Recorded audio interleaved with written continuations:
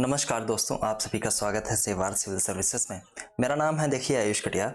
और चंद्रयान 3 हो, 1 हो, 2 हो या स्पेस में जो भाग दौड़ मची हुई है उस पर आप बहुत सारे वीडियोस देख चुके होंगे। और क्योंकि हम लोग करंट अफेयर्स पढ़ रहे हैं, करंट अफेयर्स में आपने एक टॉपिक देखा चंद्रयान का नेशनल इश्यूज में। मैंने ऐसा सोचा कि इस टॉपिक को थॉरली क्यों ना कवर किया जाए, क्योंकि जब आप एग्जाम देते हैं तो आप देखते हैं केवल करंट अफेयर्स नहीं, वहां पे साइंस एंड टेक एक ये प्रॉपर एक सब्जेक्ट के रूप में निकल के सामने आता है किसी भी सिविल सर्विसेज के एग्जाम में या अदर एग्जाम में भी। तो चंद्रयान देखने के साथ साथ आपको पता होना चाहिए कि आर्टेमिस अकॉर्ड क्या है, कॉन्स्टिट्यूशनल एस्पेक्ट क्या है इसके पीछे के, स्पेस जो एजेंसी है इंडिया की उसके पीछे के, हिस्ट्री क्या है स्पेस ट्रेवल की ये पता होना चाहिए, और चंद्रयान 1, 2, 3 ये क्या है ये पता होना चाहिए। दूसरी चीज, यूनाइटेड नेशंस का क्या कोई ऐसा अकॉर्ड है वो पता होना चाहिए। कॉमर्शियल जो आर्म्स हैं इसरो की वो पता होनी चाहिए आपको, और अदर स्पेस एजेंसी हैं वो भी पता होनी चाहिए, और यूनाइटेड नेशंस का अगर कोई ऐसा ट्रीटी है तो वो आपको पता होना चाहिए। बहुत सारी बातें हैं, बहुत सारी चीजें आप ऑलरेडी पढ़ चुके होंगे, लेकिन मैं इन सब चीजों पे आने से पहले कुछ एक चीजें हैं कि ह्यूमन की जो रेस लगी हुई है स्पेस में जाने की, चंद्रमा पे जाने की, मंगल पे जाने की, इसके पीछे की कहानी कैसे शुरू होती है वहां से मैं आपको शुरुआत लेके चलूंगा। और चंद्रयान 3 है उसको मैं थॉरली कंप्लीट करूंगा। क्वेश्चंस यहां से देखिए निकल के आएंगे अगर यूपीएससी या स्टेट पीसीएस आपसे पूछेगा, ठीक। क्योंकि बहुत सारी चीजें बहुत सारे लोगों को पता है, जब कोई भी टॉपिक बहुत हाइप क्रिएट कर देता है तो उससे या फिर क्वेश्चन नहीं आएगा, और अगर आएगा आपके सामने तो बहुत टफ आएगा, मतलब इसलिए इसको जरूरी है समझना ठीक से।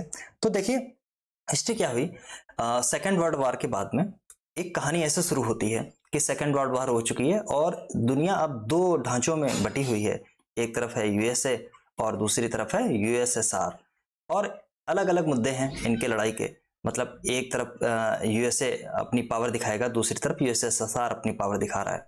पावर में ये चाहे डिफेंस की पावर हो या अपनी बुद्धिमत्ता की पावर हो या फिर अपनी चीज़ों को मनवाने की पावर हो, वर्ल्ड ऑर्डर को अपने आप कैसे चेंज कर सकते हैं, स्पेस रेस हो, आर्म रेस हो, कोल्ड वॉर हो, इन दोनों के बीच में कोल्ड वॉर स्टार्ट हो गई। इन सब में ये सारे एस्पेक्ट बीच बीच में निकल के आने लगे, ठीक। अब हुआ देखिए ये है कि एक दौर आया 1957 का, जब यूएसएसआर ने एक बाजी मार ली और इसने पहला, दुनिया का पहला, मतलब जो सैटेलाइट था, जो मानव निर्मित सैटेलाइट था जिसको नाम दिया गया स्पुतनिक, याद रखना है इस नाम को, स्पुतनिक फर्स्ट, ये इसने लॉन्च किया। इसको देखते हुए खड़बड़ी मच गई यूएसए के अंदर, और एक रेस और तेजी से फिर से चालू हो गई कि कौन स्पेस में पहले जाएगा। तो इसके क्रम में देखिए यूएसएसआर प्राइमरी तौर पे बहुत आगे निकल रहा था। जैसे यूएसएसआर ने का जो पहला मिशन था, जो लूना मिशन आया, उसमें लूना टू जो है वो पहली बार पहुंचा चंद्रमा पे, ठीक। और इसके ये देखिए बहुत मुझे एक चीज मैं आज जब पढ़ रहा था तो मुझे याद आई, मतलब बहुत कोइंसिडेंस है कि 13/9/1959 में ये गया था। ये आज की ही तारीख है, जिस तारीख को मैं ये लेक्चर रिकॉर्ड कर रहा हूँ, आज 13/9 है, ये आज की ही तारीख है। बहुत मतलब कोइंसिडेंस है, मुझे इसको देखते हुए बहुत हंसी आई, ठीक है। और इसके बाद में आप देखते हैं कि लूना जो फर्स्ट रीच थी चंद्रमा पे जाने की, ये कंप्लीट हुई, ठीक। और इसके बाद सॉफ्ट लैंडिंग सबसे पहले किसने की, तो यूएसएसआर का ही जो था लूना, जिसको बोलते हैं लूना 9, इसने पहले सॉफ्ट लैंडिंग की। फिर इसमें यूएसए कूद गया और यूएसए ने बहुत सारे अपने मिशन लॉन्च किए। उसमें आप एक मिशन बहुत आराम से देखते हैं, आप कई बार देखते रहते हैं, आपने सुना होगा अपोलो मिशन, ठीक। अपोलो, तो आपको पता है अपोलो 11 जो था वो पहली बार मानव को ले जाने वाला चंद्रमा पे पहला मिशन था, जिसमेम आप दो नाम हमेशा सुनते रहते हैं। कौन कौन से दो नाम हमेशा सुनते रहते हैं, नील आर्मस्ट्रांग और बज एल्ड्रिन, ये दो लोग थे, और तीसरा जो नाम है वो स्पेस, वो चंद्रमा के आसपास जो ऑर्बिटर था उनका उस पर चक्कर लगाते रहते, ठीक। दो लोग ये सबसे पहले गए। तो जो चंद्रमा पे पहुंचने वाला, पहले भेजने वाला जो देश था जिसने मानव भेजा वो था यूएसए, जबकि सैटेलाइट भेजने वाला देश बना यूएसएसआर, उस समय यूएसएसआर था, रशिया नहीं था। ओके, ये सब चीजें आपके सामने होती हैं, तो ये सब चीजें आपको पता होनी चाहिए, छोटी छोटी सी चीजें हैं। 1900 देखिए 61 का दौर आया, 1961 का एक दौर आया, वहां पे यूएसए में इस समय जो प्रेसिडेंट थे उनका नाम था John F Kennedy, John F Kennedy. अब देखिए कैनेडी बहुत आत्मविश्वास इनके अंदर था, इन्होंने एक घोषणा कर दी कि देखिए 10 सालों के अंदर अंदर हम लोग मानव को पहुंचा देंगे चंद्रमा पे। बहुत बड़ी घोषणा थी, पूरा विश्व इनकी तरफ उठा के देख रहा था आंखें कि क्या होने वाला है। ठीक, और हालांकि इनकी मृत्यु हो गई इसी बीच में, लेकिन नासा ने अपना ये प्रोग्राम जारी रखा। और आपको पता हो कि एक श्रृंखला जारी हुई अपोलो मिशन की लगातार, और अपोलो मिशन में आप देखते हैं कि लगातार 12 लोगों को चंद्रमा पर पहुंचाया गया। ठीक, और 1972 में लास्ट अपोलो मिशन था अपोलो 17। ठीक, इसके बाद में ये मिशन बंद हो गया। बंद इसलिए हो गया देखिए क्योंकि जो एक होड़ थी उसमें यूएसए जीत चुका था और बहुत ज्यादा पैसा खर्च हो रहा था यूएसए का, इसलिए ये यूएसए ने तय किया कि अब इसको बंद कर देना चाहिए। यहाँ तक कि ऐसा भी कई लोगों का मानना है कि लोगों का इंटरेस्ट खत्म हो गया था उस समय, बिल्कुल इंटरेस्ट खत्म हो गया था, मतलब जो होड़ मची है उसमें कोई इंटरेस्ट नहीं बचा था। आप जब देखते हैं तो आपको पता चलेगा एक बहुत इंटरेस्टिंग चीज है, जो आप अपोलो 13 जो मिशन था जो फेल हो गया था, जिसमें 3 लोग यूएसए ने नासा ने भेजे थे। हालांकि इनका एक इस पे बहुत सारी मूवीज बन चुकी हैं, याद रखना, इस पे बहुत सारी मूवीज बन चुकी हैं, कभी मौका मिले तो ऐसी मूवीज बिल्कुल देख लेना, आपको पता चलेगा क्या क्या हुआ था। तो एक ऑक्सीजन सिलेंडर होता है अपोलो 13 मिशन का, वो फट जाता है। इसके बाद में ये डिसाइड करता है नासा कि इसको वापस से पृथ्वी पे लेके आना है। ठीक, और जब ये लॉन्च हुआ था अपोलो 13 मिशन, तो केवल 2 लाख लोग ऐसे थे जो इसकी लॉन्चिंग वहां पे खड़े होकर देख रहे थे। इससे पहले जो मिशन लॉन्च किया गया था अपोलो 12, उसमें बताया जाता है कि 9 से लेके 11 लाख लोग आए थे देखने के लिए। तो लोगों का इंटरेस्ट बिल्कुल खत्म हो जाएगा, ऑब्वियस बात है, खत्म हो जाएगा धीरे धीरे जब ऐसी चीजें होंगी। तो कहानी ऐसे शुरू हुई, इसके बाद में ये कहानी जीत ली एक तरीके से बोला जाए तो, यूएसए ने ये बाजी अपनी तरफ कर ली थी। इसके बाद आप देखते हैं कि कोई मिशन बहुत लंबे नहीं लॉन्च किए गए, यहां तक कि लूना 25 जो मिशन अभी फेल हुआ वो 47 ईयर्स के बाद में रशिया ने भेजा। रशिया ने 47 ईयर्स के बाद में, मतलब जो इतनी होड़ में बचे हों, हर साल एक चला जा रहा हो जिनका, तो ये बहुत अजीब सी बात है, मतलब लिटरली बहुत अजीब सी बात है। 47 साल हो जाएं और देश अपना कोई मिशन नहीं भेजे। ठीक, तो इन सब चीजों पे हम आएंगे। चलिए, ये थोड़ी सी हिस्ट्री मैंने आपकी बता दी। आर्टेमिस क्या है इस पे मैं आऊंगा। कॉन्स्टिट्यूशनल एस्पेक्ट क्या है इस पे चलिए मैं आता हूं, कॉन्स्टिट्यूशनल एस्पेक्ट क्या होता है। तो देखिए आपको एक बात मैं बताता हूं, जो स्पेस रिसर्च है, जो इंडिया में जो स्पेस रिसर्च है, वो किसके अंडर में आते हैं, कॉन्स्टिट्यूशन में उसमें क्या लिखा होगा। तो आप देखते हैं कॉन्स्टिट्यूशन में आपको 3 लिस्ट मिलती हैं, एक मिलती है यूनियन लिस्ट, एक मिलती है स्टेट लिस्ट, और तीसरी लिस्ट मिलती है कौन सी मिलती है, मतलब जिसपे दोनों मतलब केंद्र और राज्य दोनों ही अपनी व्यवस्था दे सकते हैं। और बाद में जो कहीं पे नहीं लिखी गई है वो होती है रेसिडुअल पावर। ठीक है, मतलब वो किसी के अंतर्गत नहीं आएगी। तो देखिए अनुसूची में अगर आप जाएंगे, अनुसूची 7 के अंदर पावर का डिस्ट्रीब्यूशन है, और उस पावर के डिस्ट्रीब्यूशन में 3 लिस्ट मैंने बताई।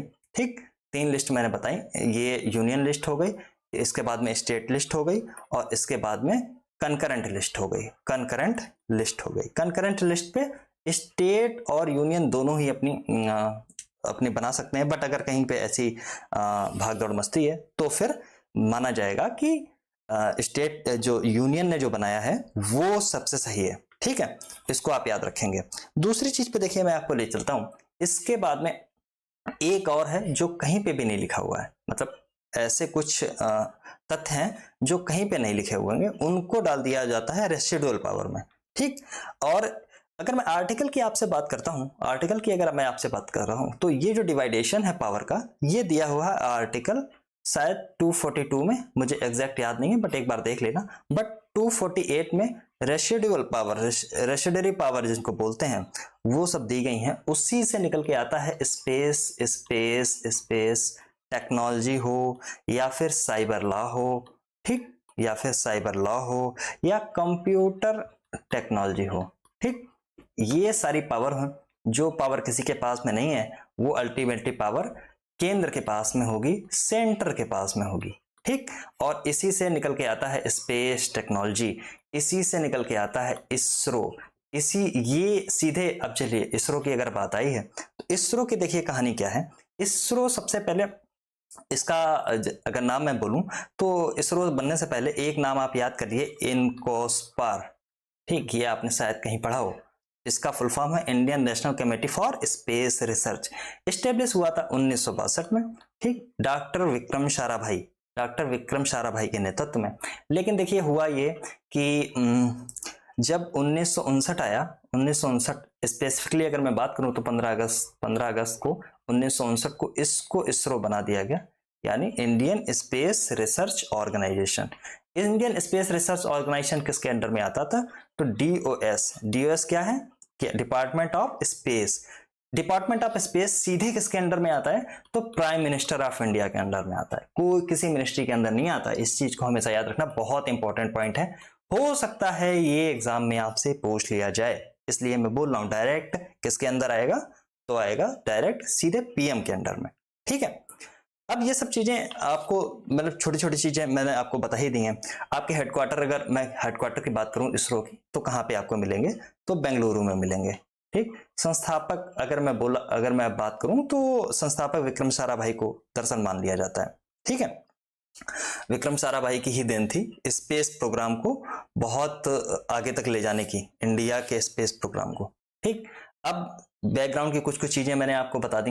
अब दो चीजें आप और देखते हैं, इसरो की अगर बात हो रही है, तो इसरो की देखिए दो आर्म और हैं, एक जिसको आप नाम देते हैं एंट्रिक्स, ठीक, और दूसरी आप न्यू स्पेस इंडिया लिमिटेड, जिसको NSIL बोलते हैं, ठीक। ये दो बॉडी हैं, दो बॉडी क्या, दो आर्म की तरीके से याद, इनसे क्वेश्चन आ सकता है, ये दो आर्म है इसरो की। NSIL देखिए फॉर्म हुई थी 2019 में। इसका मेनली काम क्या है, न्यू स्पेस इंडिया लिमिटेड का, तो इंडिया में जो भी स्पेस से रिलेटेड जो भी चीजें हो रही हैं उसको ये प्रमोट करेगा। और ये भी DOS के अंदर आता है, और ये एक ऑटोनोमस बॉडी की तरीके से थोड़ा सा काम करता है, जबकि एंट्रिक्स का काम होता है कि जो इसरो का कमर्शलाइजेशन है उसको ये मैनेज करेगा, इसका प्रचार करेगा, कॉमर्शलाइजेशन करेगा। मान लीजिए कोई प्राइवेट वेंचर है, वो अगर कोई अपना सैटेलाइट लॉन्च कराना चाहते हैं, जैसे आपने देखा होगा कि वन वेव, इसरो ने इतिहास रच दिया था, वन वेव के 36 सैटेलाइट 2022 में लॉन्च करके एक साथ ये इतिहास रचा था, ठीक, वन वेव के। तो ये NSIL और एंट्रिक्स अगर बोला जाए तो इनकी पहल थी, इसके आधार से ये सब चीजें हुई। चलिए अब कुछ एक चीजें हैं, जैसे कि चलिए मैं यहाँ पे देख लेता हूँ पहले क्या क्या चीजें। एक मिनट इधर आ जाइए। तो हिस्ट्री ऑफ स्पेस ट्रेवल आपने देख ली, कॉन्स्टिट्यूशन एस्पेक्ट देख लिया, हिस्ट्री ऑफ चंद्रयान 1, चंद्रयान 2, चंद्रयान 3। अब देखिए चंद्रयान 1, चंद्रयान 2, चंद्रयान 3 क्या है।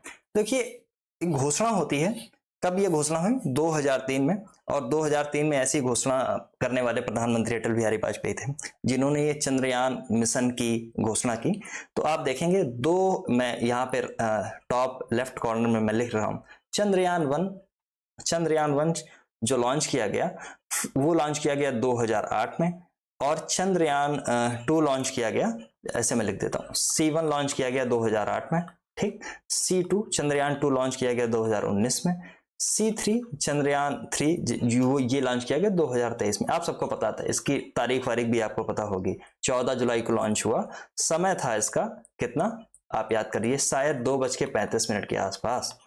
और ये सब चीजें हैं, और इन सब चीजों पे आने से पहले एक बार और मैं आपको सीधे ले चलता हूँ चंद्रयान पे ही। देखें यहाँ पे मैं आ गया हूँ।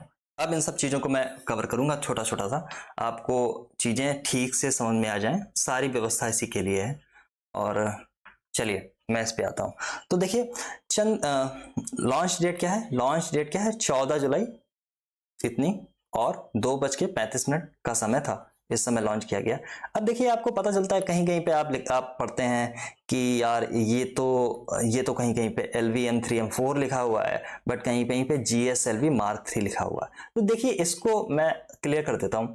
जो GSLV है उसको बोलते थे जियो लॉन्च व्हीकल, ठीक। बट इसका अभी हाल ही में इसका जब नाम चेंज किया तो इसको बोला लॉन्च व्हीकल मार्क 3, ठीक। तो GSLV मार्क 3 है या लॉन्च व्हीकल मार्क 3, बात एक ही है, केवल नाम बदल दिया गया है। कंफ्यूज मत हो जाना, कई जगह पे ऐसा कंफ्यूजन दिया हुआ है। प्लेस कौन सा था, तो सतीश धवन अंतरिक्ष केंद्र, श्रीहरिकोटा, आंध्र प्रदेश से। और इसके कंपोनेंट क्या क्या थे, तो C3 के, चंद्रयान 3 के एक प्रोपल्शन था, एक इसका लैंडर था जिसका नाम विक्रम है। इसका वेट 1724 किलोग्राम। ये सब चीजें आप रखते रहे हैं बहुत, मुझे पता है, आपको सब पता होगा। रोवर जो है वो प्रज्ञान था, 26 केजी इसका वेट था। अगर टोटल वेट की अगर मैं बात करूं तो 3900 केजी के आसपास इसका वेट था, ठीक। इसका टाइम पीरियड कितना होगा, तो 14 पृथ्वी दिवस बोलेंगे, अर्थ डे बोलेंगे, या 1 लूनर डे। देखिए आपको पता है कि जो चंद्रमा है उस पे 14 दिन होता है और 14 दिन तक रात होती है, पृथ्वी के 14 दिन तक रात होती है, ठीक। तो लूनर डे में क्या होगा कि ये जो 14 पृथ्वी के दिन है वो वहां का 1 लूनर डे बन जाता है। और जो साउथ पोल है, क्योंकि हम लोग साउथ पोल पहुंचने की बात हो रही थी, ये सब चीजें आपको पता होंगी, बट फिर से मैं रिपीट एक बार कर रहा हूँ। अगर हम लोग साउथ पोल अगर पहुंच रहे हैं तो यहाँ पे कई जगह ऐसी हैं जहां पे लाइट ही नहीं पहुंच पाती है, तो टेम्परेचर चंद्रमा का पहुंच जाता है -100 डिग्री सेंटीग्रेड से भी कई बार बहुत ज्यादा, कई बार बहुत कम। तो यहाँ पे ये सब काम नहीं कर पाते हैं क्योंकि सोलर पैनल से ऑपरेटेड है, इसलिए काम नहीं हो पाता। थीम क्या थी देखिए इसकी, तो मिशन ऑफ द मून, ठीक। कॉस्ट कितनी थी, 615 करोड़ के आसपास। डेस्टिनेशन था साउथ पोल। और जो डिस्टेंस है, जो ओवल, जैसे पहले ये पृथ्वी है, ये है मून, तो पहले इसका चक्कर लगाया, फिर ऐसे गया, फिर इसका चक्कर लगाएगा, तो ये ओवल डिस्टेंस है। इसको बोलते हैं 3.84 लाख किलोमीटर, ठीक। 3,84,000 किलोमीटर इसको बोलेंगे। लैंड कब किया, तो 23 अगस्त को लैंड किया, 6:04 PM पे, ठीक। C1 चंद्रयान 1 कब लॉन्च हुआ था, तो 22 अक्टूबर 2008। C2 कब लॉन्च हुआ, तो 2019 में। C2 में देखिए एक परिवर्तन है, जहां C3 में केवल लैंडर और रोवर है, इसके बाद प्रोपल्शन है। इसमें एक ऑर्बिटर भी था जो आसपास चंद्रमा के घूमता रहा था। हम जब C2 फेल हुआ तो आपको पता होगा जो ऑर्बिटर था वो घूमता रहा था, बस लैंडर क्रैश कर गया था, लैंडिंग इसकी हो नहीं पाई थी। GSLV मार्क 3 से लॉन्च किया गया था, इसी को ही नया नाम दिया गया LV-M3, ठीक, लॉन्च व्हीकल मार्क 3। चलिए इतनी चीजें हो गई। अब मैं आता हूं इस पे, तो देखिए कुछ चीजें हैं, मोटी मोटी सी चीजें हैं, जैसे प्रोजेक्ट डायरेक्टर कौन है, और जैसे कि मिशन डायरेक्टर कौन है, ये सब चीजें छोटी छोटी सी हैं, इनको जरा एक बार देख लेते हैं, क्योंकि कई बार हो सकता है कि आपसे एग्जाम में ये सब चीजें आ जाएं। तो देखिए प्रोजेक्ट डायरेक्टर हैं वीर मुथुवेल, मैं ऐसे लिख दूं, वीर मुथुवेल, ठीक। जबकि मिशन डायरेक्टर है एस मोहन कुमार, ठीक। अदर मिशन किसने किसने भेजे थे, इससे पहले इंडिया चौथा देश बना जो चंद्रमा पर पहुंचा। सबसे पहले पहुंचा था USSR, फिर पहुंचा USA, फिर पहुंचा चाइना, फिर पहुंचा इंडिया, ठीक। तो ये ऑर्डर आप कई बार याद रखेंगे। अगर ह्यूमन की बात करेंगे, एकमात्र ऐसा देश है USA जिसने 12 ह्यूमन को अपोलो मिशन के अंडर चंद्रमा पे पहुंचाया। अपोलो 11 से लेके अपोलो 17 तक की ये सीरीज थी, जिसमें एक मिशन अपोलो 13 फेल हो गया था, जिसकी कहानी ऑक्सीजन सिलेंडर फटने की मैंने आपको बताई, ठीक है। बाकी 12 लोग ये पहुंचे थे। 1972 में ये प्रोग्राम बंद किया गया था, लोगों का इंटरेस्ट कम हो रहा था, बहुत ज्यादा पैसा खर्च हो रहा था, और कुछ ऐसा हल नहीं निकल के आया, ठीक। आप कई बार बात करते हैं तो इंडिया, बहुत से लोग हैं जिससे बात करते हैं कि इंडिया चांद में पहुंच जाएगा, तो क्या क्या कर लिया, मतलब क्या मिल गया। देखिए मिलने की बात नहीं होती है, हर बार आप मिलने की बात नहीं कर सकते हैं, क्योंकि ये एक जो वर्ड है, ये एक दुनिया है। ये दुनिया पहले यूनिपोलर हुई, फिर बाईपोलर हुई।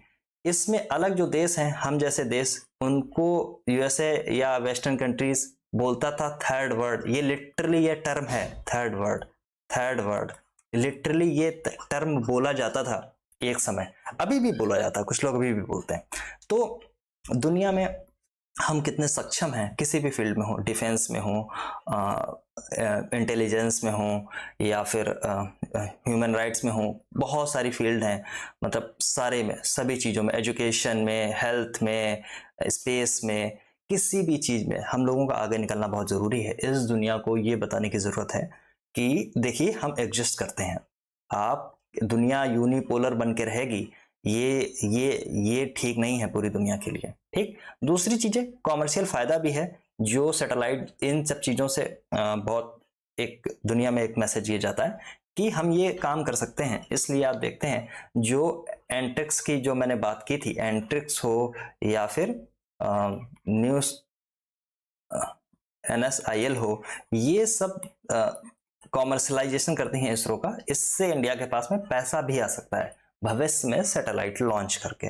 ठीक। न्यू स्पेस इंडिया लिमिटेड जिसका नाम बोला गया। चलिए, लूना 2 लॉन्च किया गया था 1959 में, लूना 359 में दोबारा लॉन्च किया गया। अपोलो 11 गया था 20 जुलाई 1969 में। ठीक। Neil Armstrong and Buzz Aldrin. ठीक। एक तीसरे भाई साहब भी इसमें थे, 3 थे, वो ऑर्बिटर में चक्कर लगाते रहे थे चंद्रमा का। ठीक। ये चंद्रमा है, ये ऑर्बिटर में चक्कर लगाते रहते। नंबर 1 पे ये गए, नंबर 2 पे ये गए। चलिए, इसरो के बारे में मैंने बता दिया। इसरो की स्थापना कब हुई, तो इतने टाइम पे हुई। चंद्रयान मिशन कब लॉन्च किया गया, तो 15 अगस्त 2003 को ये घोषणा की गई थी कि चंद्रयान मिशन लॉन्च किया जाएगा। रॉकेट मैन ऑफ इंडिया किसको बोला जाता है, तो के शिवन को बोला जाता है। रॉकेट वुमन ऑफ इंडिया किसको बोला जाता है, तो बोला जाता है रितु करिथल को, रितु करिथल को। ठीक है, इतनी चीजें आपको मैंने बता दी। अब देखिए है क्या चीज कि कुछ कुछ अलग, जैसे स्पेस एजेंसी है, जैसे आपने देखा स्पेस इंक कहाँ की है, तो प्राइवेट एजेंसी है जो है जापान की। इसने भी अभी ऐसी कोशिश की थी पहुंचने की। लूना 25 आपने देखा, जो रशिया ने पहुंचाने की कोशिश की थी। ठीक। ये फेल हो गया। इंडिया साउथ पोल पे पहुंचने वाला पहला देश बन गया साउथ पोल पे। दूसरी चीज है सॉफ्ट लैंडिंग करने वाला पहला देश बना। चलिए, इन सब चीजों को हम लोगों ने देख लिया। बहुत सारी चीजें हैं इसमें, मतलब जैसे कि आपको श्रीहरिकोटा में बता ही चुका हूँ, बहुत सारी चीजें। इसका मिशन काल क्या है, वो 14 दिन तक, 14 पृथ्वी दिन, 1 लूनर डे। ठीक। ये सब चीजें मैं आपको बता चुका हूँ। अब मैं आता हूँ एक अलग एस्पेक्ट पे, जैसे कि अलग अलग एजेंसियां हैं, और वो एजेंसियां कौन कौन सी हैं जो पूरे वर्ल्ड में हैं। कई बार आपसे मैचिंग कराने को ही केवल दे दिया जाता है। मैं सीधे एक नई स्लाइड पे आपको लेके चलता हूँ, या एक काम करता हूँ मैं कि क्या इसको ही मैं डिलीट कर देता हूँ। चलिए, एरर्स ऑल द लिंक मैंने कर दिया। चलिए, तो देखिए इंडिया है, मैं ऐसे छोटा छोटा बहुत जल्दी दिखाऊंगा। इंडिया है, इसरो इंडिया की है। ठीक। और क्या है, USA की नासा। ठीक। चाइना की CNSA, याद रखना, इसको याद रखना, CNSA। बाकी इसको आप भूल सकते हैं, जिसको बोलते हैं चाइना नेशनल स्पेस एडमिनिस्ट्रेशन। रसिया की रॉस्कोमॉस है। जापान की जैक्सा, जिसको बोलते हैं Japan aerospace exploration agency. Europe की ESA है। ESA ने अभी यूक्लिड भेजा था अपना टेलीस्कोप। ESA यानी यूरोपियन स्पेस एजेंसी। ठीक। फ्रांस की CNES है।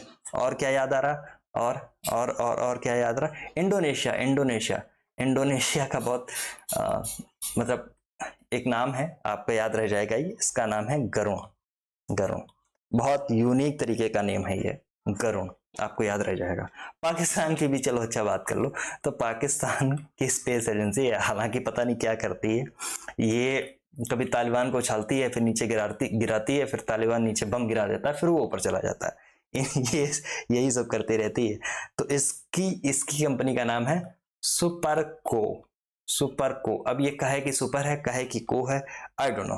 आपको पता हो तो मुझे बता देना कि ये सुपर को क्या है। ओके, तो चलिए, इन सब चीजों को हम लोगों ने देख लिया। अब हम लोगों ने जो बात की थी कुछ एकॉर्ड्स की, कुछ संधियों की, उनकी मैं बात कर लेता हूं। जैसे हम लोगों ने बात की थी आर्टेमिस समझौता क्या होता है, तो देखिए 2020 में नासा या बोलो या यूएसए ने एक प्रोग्राम चालू किया जिसको आर्टेमिस एकॉर्ड बोलते हैं। आर्टेमिस अकॉर्ड किस लिए था, क्योंकि जो अदर स्पेस में प्लेनेट हैं उन पे पहुंचने के लिए, चाहे वो चंद्रमा हो या फिर वो मंगल हो या मतलब और से कोई क्षुद्र ग्रह हो या कुछ भी हो, कोई भी ऑब्जेक्ट हो, उस पे पहुंचने के लिए एक तरीके का एक संधि है, उसको अडॉप्ट किया गया। उसमें देखिए यूएसए शामिल था प्लस 7 अदर कंट्रीज शामिल थे। कौन कौन से कंट्रीज हैं? यूएसए के कुछ बहुत घनिष्ठ एलाई हैं, जैसे कनाडा हो गया, यूके हो गया, ऑस्ट्रेलिया हो गया, जापान हो गया, फिर आप देखेंगे इटली भी है इसमें, यूएई भी है, लग्जमबर्ग भी है। तो ये 7 कंट्रीज थे जिन्होंने ये समझौता एक्सेप्ट किया। इंडिया ने देखिए, अब मैं यहाँ पे आपको लेके आया हूँ, ये इसलिए इंपॉर्टेंट, इंडिया ने 2023 में इस संधि पर अपने हस्ताक्षर किए और इंडिया बन गया इसका 27वां मेंबर। ठीक, ये किस लिए है? दरअसल अगर बोला जाए तो ये नागरिक अन्वेषण के लिए है, मतलब नागरिकों का अन्वेषण होगा। 3 साल बाद इंडिया ने ये ऐसी अकॉर्ड कोई साइन की। इंपॉर्टेंट है, ये शायद जुलाई के आसपास की घटना होगी, ये जुलाई के आसपास की घटना होगी, इसलिए मैं आपको बता रहा हूँ, इंपॉर्टेंट है, याद रखना। करंट अफेयर्स में हो सकता है चंद्रयान 3 से नहीं आए तो यहीं से उठ के चले आए, ठीक, और आप कंफ्यूज हो जाएंगे कि ये क्या हो गया, मैं तो यार चंद्रयान पूरा रट के गया था।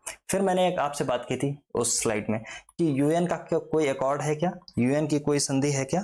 ठीक, तो यूएन ने भी ऐसी एक संधि 1967 में एक अपनी जारी की थी। देखिए मैं उसको दिखा देता हूँ। देखिए यहाँ पे देखिए लिखा हुआ है outer space agencies, other space agencies, यहाँ पे लिखा हुआ है, मैं इसकी बात नहीं कर रहा हूँ, सॉरी, यहाँ पे लिखा हुआ है यूएन आउटर स्पेस ट्रिटी 1967। ऐसी ट्रिटी यूएस ने की थी। ठीक, इस चीज को आप याद रखेंगे। इन सब चीजों को देख लिया। अब देखिए जो आर्टेमिस है उसकी देखिए कुछ एक चीजें हैं। 2022 में आर्टेमिस ने ही अपना एक प्रक्षेपण यान भेजा था जिसको बोला था ओरियन। ठीक, ओरियन। अब है क्या सीन, 2024 में क्या होने वाला है? तो मानव सहित अंतरिक्षयान स्पेस में भेजा जाएगा, जबकि 2025 में क्या होगा? तो चंद्रमा पर मानव भेजा जाएगा। ठीक, इंडिया यूएसए के साथ में मिलके अंतरिक्ष में जाने के लिए बहुत सारे प्रोग्राम के साथ में काम कर रहा है। इन चीजों को आप याद रखना, ठीक है, इन चीजों को आप याद रखना। तो बहुत सारी चीजें हम लोगों ने कंप्लीट की। चंद्रयान 3 के विषय में बहुत सारी चीजें भी हम लोगों ने देख ली। विक्रम लैंडर, रोवर, इन सब के चीज आपने सब नाम रख लिए हैं, ठीक। अब देखिए कुछ एक चीजें मुझे और याद आ रही, जैसे कि जो चंद्रयान 1 था उसका प्रोजेक्ट डायरेक्टर का नाम क्या था? तो एम अन्ना दुरई, एम याद रखना, एम अन्ना दुरई। ठीक, और जो चंद्रयान 2 था इसके प्रोजेक्ट डायरेक्टर का नाम था एम वनिता है, कहीं कहीं पे बनिता भी लिखा हुआ है। ठीक, इसरो के चेयर में आपको मिलेंगे एस सोमनाथ साहब। ठीक, एस सोमनाथ साहब। और इसरो इस चंद्रयान 3 जो है इसका टारगेट क्या है, इसके लक्ष्य क्या है? तो लक्ष्य वही सब लक्ष्य हैं जो आपको पता होंगे, जैसे कि सॉफ्ट लैंडिंग करनी है साउथ पोल पे जाके, रिसर्च को, वैज्ञानिकों के लिए रिसर्च को बढ़ावा देना है, रोवर को वहां पे घुमाना है। उतरा कब था? ये उतरा था 23 अगस्त को 6:04 पे। ठीक, रॉकेट मैन ऑफ इंडिया किसको बोला गया? तो K-7 को, ये मैंने आपको बता दिया था। जबकि rocket women of India Ritu Karidhal को बोला जाता है। ठीक, इतनी चीजें मैं आप सबको बता चुका हूं। अब अगर एक चीज और भी है, जो पॉइंट था मैं यहाँ पे आता हूं एक बार। क्या और भी कुछ है? ओके, यहाँ पे जगह है, यहाँ पे लिखता हूँ। चलिए, जो पॉइंट था इसको मैं क्या वाइट कर दूं, जो पॉइंट था जहां पे लैंडर उतरा, उस पॉइंट को क्या नाम दिया गया? तो शिव शक्ति पॉइंट। देखिए, शिव शक्ति पॉइंट। ठीक, अब देखिए इस पे बहुत सारे लोगों ने बहुत अपनी आपत्तियां भी जताई, इस शिव शक्ति नाम देने का क्या मतलब था। मैं इन सब चीजों पे नहीं जाता हूं, बट मैं आपको थोड़ी सी एक हिस्ट्री और भी बता दूं। अपोलो जो मिशन था यूएसए का, अपोलो मिशन था, उसका नाम किस पे था? वो भी तो एक ग्रीक देवता पे नाम था ना। तो बहुत इन सब चीजों पे बहुत बहस या बहुत इन सब चीजों पचड़ों में नहीं पड़ना होता है।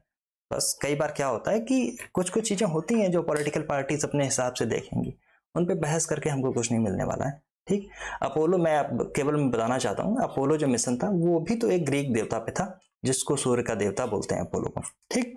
और जहां पे ये उतरा दक्षिणी ध्रुव पर, साउथ पोल पर, उस यूक्रेटर का क्या नाम था? तो ये नाम है मेंजिनस, याद रखना, मेंजिनस, मेंजिनस, मेंजिनस यूक्रेटर, ठीक। ये नाम याद रखना, ठीक। चाइना ने अपना कौन सा मिशन जो भेजा था, तो आप ये एक नाम याद रखना इसका। चाइना का जो मिशन है चांगाई नाम से है, चांगाई, चांगाई। तो चांगाई 1 2 3 ऐसे करके भेजे गए। तो चांगाई 3 था, 2013 में चाइना पहुंच गया था चांद के ऊपर। और ये दुनिया का पहला ऐसा देश था जिसने पहले प्रयास में चांद पर सफल लैंड कर लिया था, ठीक, सफल में लैंड कर लिया था। इस चीज को आप याद रखना। और इसमें और कुछ ऐसा बहुत खास बचा नहीं है। एक बार मैं उस वाली स्लाइड पे चलता हूं तब मुझे पता चलेगा, ठीक। लूना 25 के बारे में बता चुका हूँ। लेकिन अच्छा, भेजा किसने था लूना 25? तो याद रखना इसका रॉकेट का नाम है सोयूज 2 फ्रिगेट, ठीक, फ्रिगेट। याद रखना, रॉसकोमॉस कंपनी है, मतलब रशिया की स्पेस एजेंसी है, वो इसको भेजती है, ठीक है। तो इतनी सब चीजें मैंने बता दी। वो सब चीजें आपको सब पता होंगी कि पिछली बार जब C2 गया था, जब चंद्रयान 2 गया था, तो फिर वहां पे बहुत कम एरिया बचा हुआ था, इसलिए इस बार के एरिया को बढ़ा दिया गया था। जो लैंडिंग एरिया है उसको बढ़ाया गया और उसको कर दिया था 4 किलोमीटर क्रॉस 2.5 किलोमीटर, मतलब काफी बड़ा एरिया कर दिया था। इसरो ने देखिए ये एक चित्र जारी किया था। और आपको पता ही होगा कि इसमें लैंडर जो है, लैंडर में पिछली बार C2 में पांच वो लगे हुए थे, बस इस बार चार इंजन लगाए गए थे, ठीक। 14 दिन का ये मिशन था, ये भी मैंने आपको बता दिया। किस रॉकेट से भेजा गया? तो LV-M3M4, ठीक, याद रखना। अगर पुराना इसका नाम पूछोगे तो GSLV, जियो सिंक्रोनस लॉन्च व्हीकल मार्क 3 इसका ये नाम था, जबकि इस समय नाम है लॉन्च व्हीकल मार्क 3। अच्छा, इसका वेट जो है लगभग ये 642 केजी के आसपास इसका वेट होगा, ठीक। 642 टन के आसपास होगा, केजी तो बहुत कम हो जाएगा ना, ठीक है। इतनी चीजें आप याद रखना।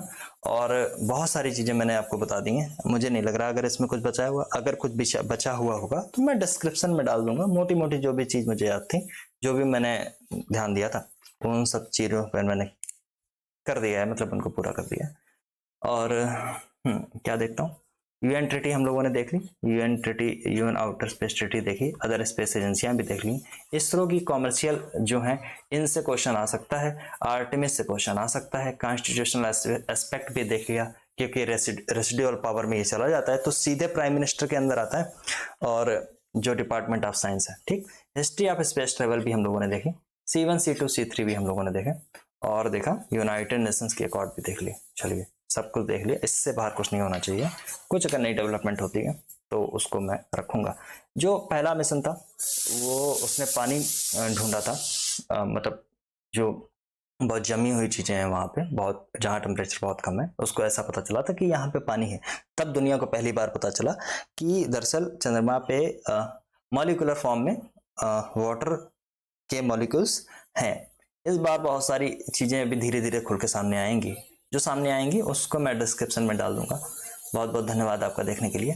और प्लेलिस्ट प्रॉपर बनाई जा रही है घटनासार की, उसको मैं कंप्लीट कर रहा हूँ। उसमें ये टॉपिक आया था, ये टॉपिक ऐसे कंप्लीट नहीं हो सकता था, जितनी चीजें हो सकती थी उसको मैंने आपको बता दिया। बहुत बहुत धन्यवाद, मिलते हैं अगले लेक्चर में आपसे। तब तक के लिए स्वस्थ रहिए, मस्त रहिए, खुश रहिए।